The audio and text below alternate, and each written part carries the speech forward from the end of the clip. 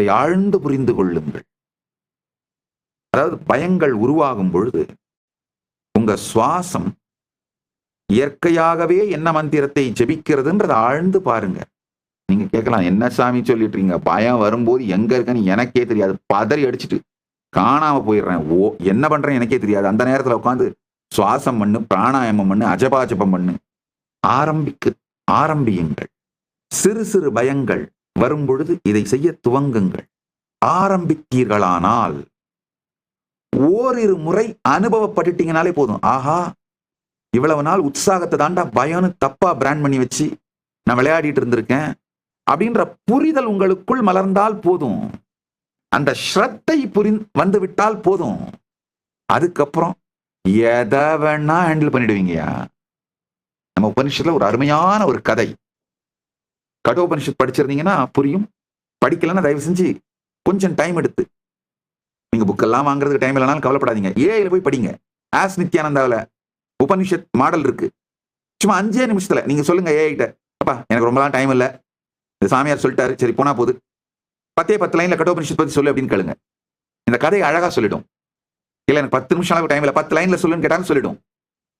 நச்சிகேதன் ஒரு குழந்தை யமனை காண செல்கிறது. அந்த குழந்தை ஸ்ரத்தா விவேச்ச, உபனிஷத்தை தான் சொல்லுது, ஸ்ரத்தையினால பொசஸ் பண்ணப்பட்டதனால், பேய் பிடிக்குதுன்றல கோஸ்ட் பொசஸ் பண்ணுதுன்னு, அது மாதிரி அவன் ஸ்ரத்தையாலே பொசஸ் பண்ணப்பட்டிருந்தானா.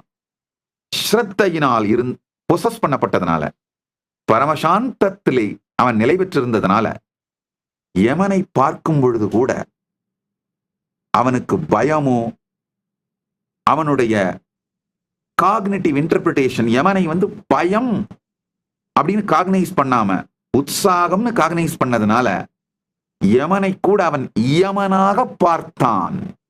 பிரபஞ்சத்தின் இயமத்தை நடத்துகின்றவர், அவரிடமிருந்து நம்மால் என்ன கற்றுக்கொள்ள முடியும் என்று கற்றுக்கொள்ள துவங்கினான். யமன் பரம ஞானத்தை, பரம அனுபூதியை அந்த குழந்தைக்கு அளிக்கின்றான். அது ஒரு அழகான தத்துவம். மரண பயத்தை கூட ஸ்ரத்தையோடு பரமசாந்த நிலையிலிருந்து அணுகினீர்களானால் மரணம் மரணமில்லா பெருநிலையை அழித்து விட்டு சென்று விடும். மரணமில்லா பெருநிலைக்கான துவாரம். ஒரே ஒரு சின்ன மாற்றம் தான், உங்களுடைய காக்னிட்டிவ் இன்டர்பிரிட்டேஷன் மாறணும், அவ்வளவுதான். இப்ப வாழ்க்கையில் இருக்கிற சின்ன சின்ன பயங்கள்ல இருந்து ஆரம்பிச்சீங்கன்னா மெதுவா மரண பயம் வரைக்கும் அத்துணையுமே நம்மால ரொம்ப அழகா காக்னிட்டிவ் மிஸ்இன்டர்பிரிட்டேஷனான பயம்ன்ற இன்டர்பிரிட்டேஷன் கொடுக்காம பார்த்து விட முடியும். பயத்தால் உங்களை பயமுறுத்த முடியவில்லை என்றால் யாவானாலும் உங்களை ஏதும் செய்ய முடியாது. என்னை அழிக்க நினைக்கின்ற, என்னை எதிரியாக நினைக்கின்ற என் எதிரிகளுக்கெல்லாம் இருக்கின்ற ஒரே பிரச்சனை என்னன்னா, என்னை பயமுறுத்த முடியலையே. ஆக்சுவலா நான் ஒரு பயந்தா மாதிரி நடிச்சேன்னா கூட போதும், அவங்களுக்கு ஒரு திருப்தி வந்துடும். பயத்தை எனக்கு காட்ட முடியலையேன்ற அந்த கடுங்கோபம் தான் அவர்களுடைய தாக்குதலை அதிகமாக்கிக்கிட்டே போறாங்க. அது எப்படா ஒருத்தன் பயம் இல்லாம இருக்க முடியும்? நானா எங்க குலடே, நான் ஒரு கோயில் பரதேசி, என்னையெல்லாம் எங்கடா பயமுறுத்த முடியும், போங்கடா அப்படின்ட்டு உட்காந்துட்டு இருக்கேன்.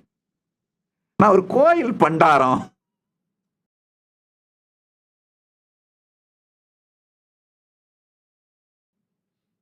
அண்ணாமலையார் கோயில் தயிர் சோறு புளியோதரை அவரு பிரசாதத்தை தின்னு வளர்ந்த கோயில் பண்டாரண்டா. எங்க மசில் மெமரியில எல்லாம் பயோ மெமரியிலயோ காக்னிட்டிவ் இன்டர்பிரிட்டேஷன்ல பயம் எல்லாம் வராதுரா. போங்கப்பா அடுத்த வீடு பாருங்கப்பா, வேற யாராவது இருந்தா போய் அவங்கள போய் பாருங்கப்பா, பயமுறுத்துறதுக்கு வேற யாராவது போய் பாருங்கப்பா. மத்தவங்களை பயமுறுத்தி வாழறவங்களுக்கு அது ஒரு அடிக்ஷன் மாதிரிங்கயா. யாரு நம்மளை பார்த்தாலும் பயப்படணும், இல்லைன்னா அது எப்படி நீ பயப்படாம இருக்கலாம்? போயா நான் கோயில் பண்டார, நான் கோயில் பரதேசியா, என்னெல்லாம் பயமுறுத்த முடியாதுயா.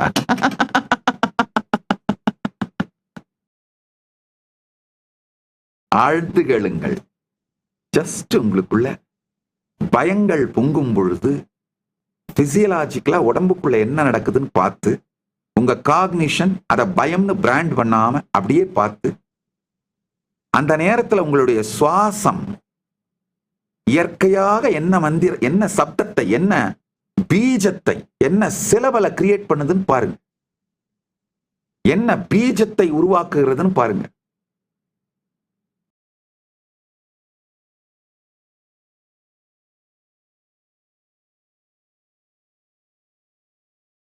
நான் சொல்லிக் கொடுக்க கூட விரும்பல. சில பேருக்கு சுவாசம் உள்ள இழுக்கும் போது சான்னு போகும், ஆம்னு வரும். நீங்க கண்டுபிடிங்க. அதுதான் அஜபாஜபம். இந்த அஜபாஜபத்துல மட்டும் இருங்கய்யா. எந்த பயமும் உங்களுக்குள்ள ஒண்ணும் பண்ண முடியாது. பயம்ன்ற காகனேஷனே இருக்காதுங்கய்யா. அப்ப என்ன ஆகுனா, ரியாலிட்டிக்கு என்ன, இப்ப பாம்பு வந்தா என்ன பண்ணி கரெக்டாக ஒதுங்குவீங்க. ஆனா வாழ்க்கை முழுக்க பாம்பையே நினைச்சு நடுங்கிட்டு இருக்க மாட்டீங்க. நிஜத்திலே எதை செய்ய வேண்டுமோ அதை ரொம்ப அழகா ஸ்மூத்தா பதட்டமெல்லாம் இல்லாம மெதுவா சரியா பண்ணுவீங்க.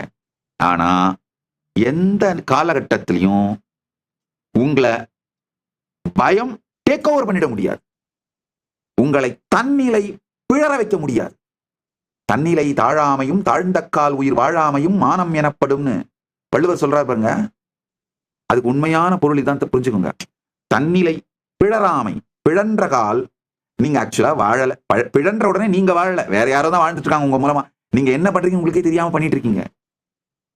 தன்னிலை பிழன்றால் எப்போ உங்களுடைய பிரெயின்ல மெக்டலா ஹைஜாக் நடந்து உங்களுடைய ப்ரீ ஃப்ரண்டல் கார்டெக்ஸ் ஷட் ஆயிடுதோ, ஆஃப் ஆயிடுதோ, அப்பவே நீங்க தன்னிலை பிழண்டுறீங்க.